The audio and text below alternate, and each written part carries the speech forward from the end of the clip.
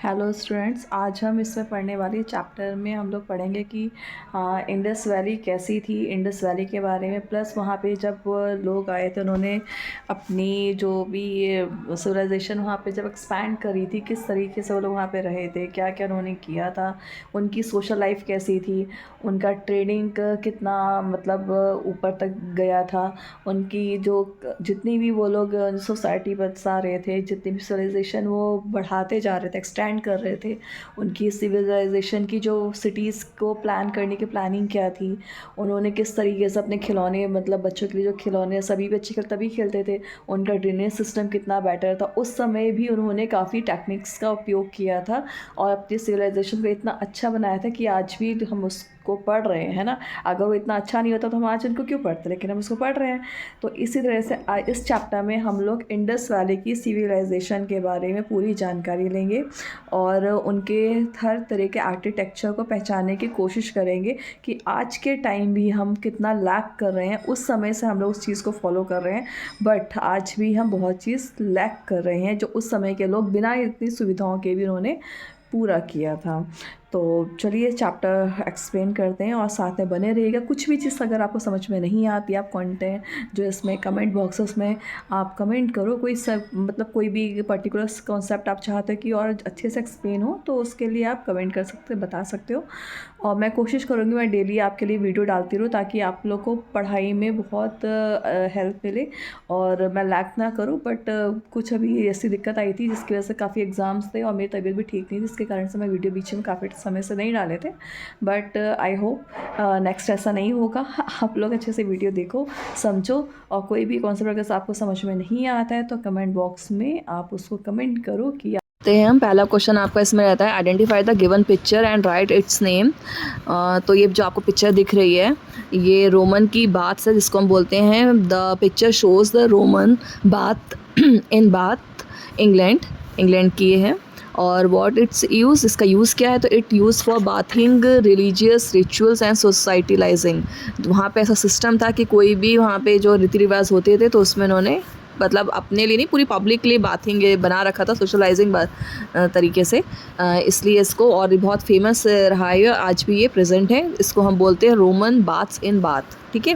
फिर इंट्रोडक्शन करें तो इसमें we are known as a early humans gradually the evolved from the hunter gathering agriculture started settled life। तो उन्होंने मतलब बहुत पहले टाइम में स्टार्ट हो गया था सेटल लाइफ जीना। And people no longer spend the whole day hunting, मतलब पूरे टाइम पूरा दिन वो स्पेंड नहीं करते थे हंटिंग और यहाँ वहाँ खाने की तलाश में। वो उन्होंने एक सेटल लाइफ को अडॉप्ट कर लिया था, सेटल लाइफ वो जीने लगे थे बहुत अच्छे से। And with the better method of agriculture surplus extra more than the required food और produce.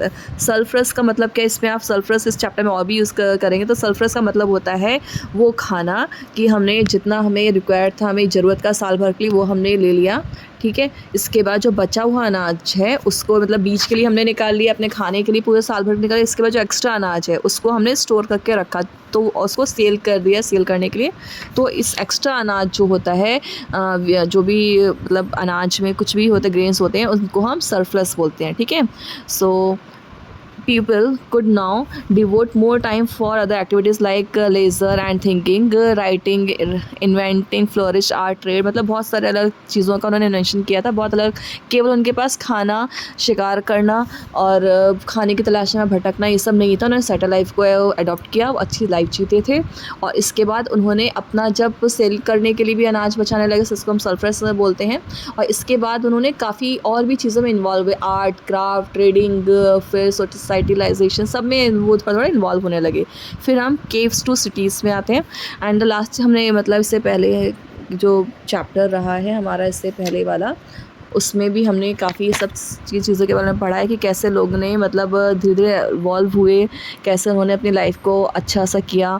And the earliest dwelling the where the caves, then they learn the art of agriculture, they made their dwelling near their field, they started to live in a groups family and thus created a small village, soon a small village grew on a bigger village, ठीक है। छोटे छोटे वैसे कस्बे में रहते थे, मतलब ग्रुप्स में रहते थे, ग्रुप्स कहीं केव्स से निकल कर उन्होंने जहाँ भी ऐसे नदी वगैरह रहती थी, रिवर्स के अगल बगल, उन्होंने मतलब अपनी सोसाइटी को बसाया और धीरे धीरे एक सिविलाइजेशन को डेवलप करने लगे। वो एक छोटे गांव से बड़े गांव बनने लगे। एंड उन्होंने सबसे पहले उन्होंने व्हील का इन्वेंशन किया, फिर व्हील कार्ट हुआ, फिर उन्होंने उसके थ्रू ट्रेडिंग धीरे धीरे करना चालू किया। These village became a town. छोटे जो गाँव थे बड़े गाँव बने और वो किसको हम क्या बोलने लगे, टाउन बोलने लगे।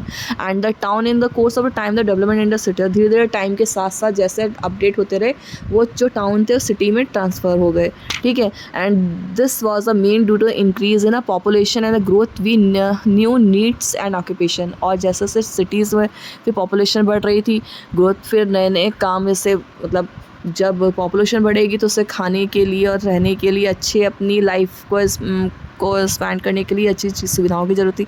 तो धीरे धीरे उसमें भी बहुत सारी अपडेशन होती रही, जिसको हम बोलेंगे अब civilization. When the women and the man started living in the cities they made a quite of lot of advancement in many field. They lived in the brick houses. पहले क्या करते थे, जंगलों में, फिर झोपड़ियों में, ठीक है, फिर मड हाउस, ये सब तरह के हाउस बना के फिर उन्होंने केव्स में। इन सब के बाद अब उन्होंने कैसे घरों में रहते थे, ब्रिक्स से बने हुए घरों में रहते। वो ब्रिक्स ही बहुत पकी हुई। अभी आपने देखा होगा हड़प्पा, हम जो इंडस वैली हड़प्पा संस्कृति से बोलते हैं, इंडस वैली से बोल रहे हैं, इनकी जब खुदाई हुई तो आज भी वो हमको सलामत मिली काफ़ी हद तक। क्यों? क्योंकि उन्होंने जो इस्तेमाल किया था, वो जो ब्रिक्स का इस्तेमाल किया था वो पकी हुई ईंटें होती थी, ठीक है। सो उस तरह के उन्होंने काफ़ी अपने जो घर बनाते थे काफ़ी टूल्स से बनाते थे। And they could grow in a food and produce many things to satisfy their need. और बहुत ज़्यादा अनाज उगाते थे और काफ़ी, जिससे वो काफ़ी अनाज को सेल भी करते थे, जिसकी वजह से वो अपनी ज़रूरतों को बहुत अच्छे से अपनी सारी ज़रूरत सेटिस्फाई हो जाते थे। And they could make exchange of goods and also knew the art of writing such state of peoples development known as a civilization. उन्होंने अपने आप को डेवलप करने के नए तरीके देखे, ठीक है, कर आर्ट, फिर क्राफ्ट, राइटिंग, इस तरह से उन्होंने अपनी सोसाइटी को डेवलप करने लगे, जिसको हम बोलते हैं सिविलाइजेशन। कि जितने भी ये लोग बस रहे थे कहाँ पे, जो नदियों के किनारे, क्योंकि वहाँ की जो सॉइल थी, मिट्टी बहुत फर्टाइल थी, बहुत उपजाऊ थी। वहाँ पे मतलब कोई अलग से आर्टिफिशियल चीज़ों के इरिगेशन जैसे अब आया। How was civilization discovered in India. India में सिविलाइजेशन कैसे हुई? तो इंडिया में जिसने फाउंड किया था सिविलाइजेशन को, कि ये हड़प्पा जिसने सबसे पहले खुदाई कराई थी, उसके फाउंडर बोले जाते हैं। कब हुई थी? 1921 में, जिसको किया था राय बहादुर दयाराम ने, ठीक है, दयाराम साहनी। वेस्ट पंजाब में था, जो अब कहाँ पे है, पाकिस्तान के हिस्से में चला गया, क्योंकि बंटवारा हो गया। जब बंटवारा नहीं था तो वो पंजाब के वेस्ट हिस्से में था, जो कि आज अभी पाकिस्तान के इसमें जा चुका है। It started developing around the 4600 BCE but reached its peak around the 2600 BC and remained there at the peak around the 700 years. In 1922, while the laying railways lines in the province of Sindh, some interesting pieces of pottery were found by the workers। ठीक है, जब वहाँ पे railway की जो line बिछाई गई तो वहाँ के लेबरों ने क्या ढूंढा, वहाँ पे काफ़ी तरह तरह के बने हुए पॉटरी के चीज़ों को उन्होंने सर्च ढूंढा था, जब हमें वहाँ पे दूसरा काम उस लैंड पे हो रहा था, ठीक है। At the same time mister R.D. Banerjee is an officer of archaeology survey of India made a similar excavation of the civilisation, ठीक है, मोहनजोदड़ो एक और सिविलाइजेशन का पता लगा, which proved at a sensational discovery, ठीक है। इंडस वैली का बता रहे थे वो राय बहादुर दयाराम साहनी, और मोहनजोदड़ो के क्या उसको बोल सकते हैं, मिस्टर R.D. बनर्जी, ठीक। और इसके बाद आप यहाँ पे मैप देखोगे, जिसमें हमको पता लग रहा है कि इंडस वैली सिविलाइजेशन, यहाँ पे जो ये पूरा जो येलो पार्ट देख रहे हो, ये पूरा पहले इंडिया का पार्ट हुआ करता था, लेकिन आज वो अलग हो चुका है, ठीक है। यहाँ पे आप देख रहे हो जहाँ हड़प्पा संस्कृति जहाँ पे पूरे फैल रही थी, इसके नीचे मोहनजोदड़ो फैल रहा था, तो ये क्या थे, जो रिवर के किनारे में सब बसे हुए थे। जैसे यहाँ से कौन सी रिवर गई थी हड़प्पा की तरफ से, रावी है, चेनाब है, झेलम है, सतलुज है, रोपड़, ये सब कहाँ जा रही है, रिवर्स थी, ठीक है, जिनके किनारे में पूरी सिविलाइजेशन डेवलप हुई थी। फिर Mohenjodaro means the place of dead where the many of skeleton were found. अब जो is the place of dead, इसको मौत की एक जगह बताया जाता है। क्यों? क्योंकि यहाँ पे काफ़ी सारे स्केलेटन पाए गए हैं, ठीक है। जब यहाँ खुदाई हुई है तो बहुत सारे स्केलेटन यहाँ पे मिले हैं। And the remains were the uncovered during the excavation and only the source of information about this unique civilization later on the sir John Marshall. पहले कह रहे थे कुछ साल पहले, लेकिन ये 5000 साल पुरानी सभ्यता थी जो यहाँ मिली। इसको हम क्या बोलते हैं? हड़प्पा कल्चर, ठीक है। Beside of Mohenjodaro and the Harappa remains of this civilization have been discovered at a number of places in Sindh, ठीक है। इनके अलावा भी और भी काफ़ी सिविलाइजेशन का हमें पता लगा जो कहाँ पे थे? सिंध, बलूचिस्तान, ठीक है। अरुण city was discovered at the Lothal in Gujarat and then Ropar in Punjab, ठीक है। गुजरात में कहाँ थी? लोथल, और रोपड़ पंजाब में थी, ठीक है। इन उत्तर प्रदेश, और Banawali in Hisar district of Haryana and the Uchpind Sanglo in Ludhiana and district of Punjab. This mind civilisation was spread over a large area covering the Balochistan, Pakistan, Sindh, Rajasthan, Haryana and part of Uttar Pradesh. मतलब ये संस्कृति यहाँ तक नहीं थी, ठीक है। जैसे कोई इनसे सभी आप लोग यहाँ पे हो, ठीक है, आपकी फैमिली है, आप यहाँ पे हो, लेकिन जैसे जैसे आपने पढ़ाई लिखाई करी, आपके घर में से 2-3 आपके मतलब 2 भाई हैं और आपके चाचा ताऊ हैं, जॉइंट फैमिली है।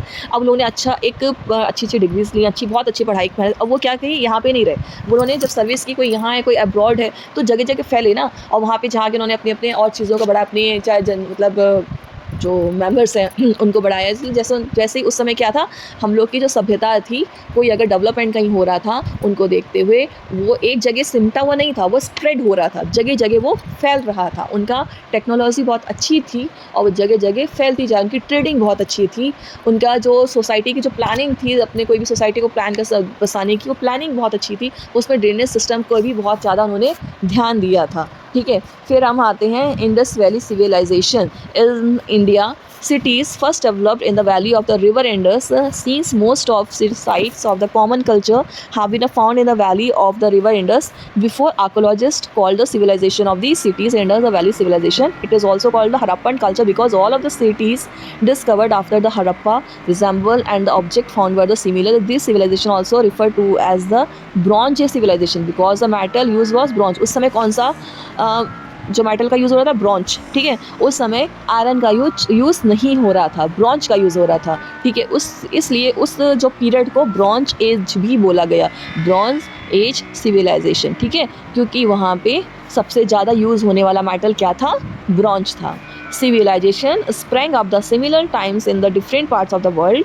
One very advanced civilization was in the Indus Valley in the modern Pakistan and India, and the remains of the Harappa have been excavated, revealed a large city with the multi-storied building and a carefully laid out the street. उन्होंने जो street थी, जो गलियाँ थी, जो उनकी city की जो planning थी, प्लान का मतलब उसको बसाने की बहुत ही अच्छी थी, बहुत ही अव्वल नंबर की थी।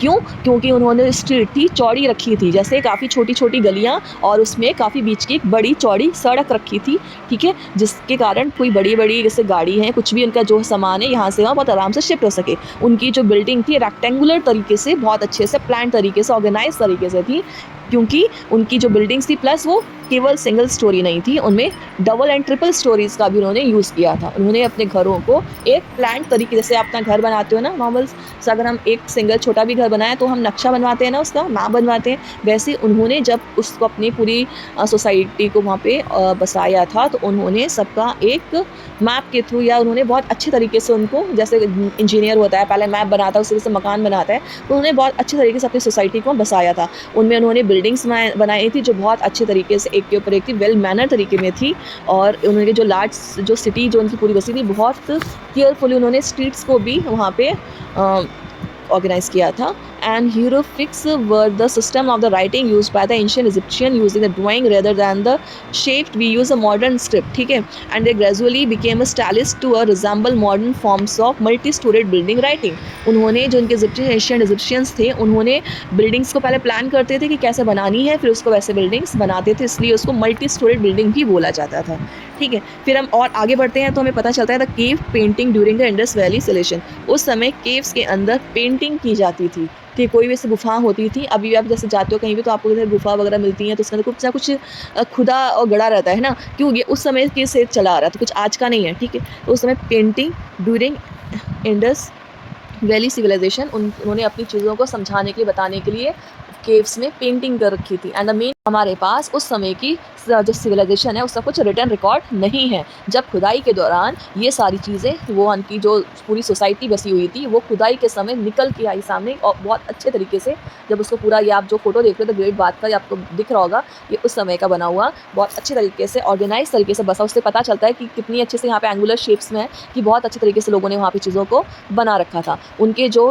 बिल्डिंग्स थे, फिर ड्वेलिंग हाउसेज, वॉर वेपन जो भी निकले सब खुदाई में निकले, ठीक है। तो उनसे पता चला कि किस तरह का material, ornament, pottery system, domestic articles क्या था उनका, टॉयज़ क्या थे, गेम्स क्या थे, मेटल कौन सा यूज़ करते थे, क्ले, स्टोन, ये सब चीज़ें उनकी खुदाई के दौरान सामने आई थी, ठीक है। इसका कोई रिटर्न रिकॉर्ड नहीं था, ठीक।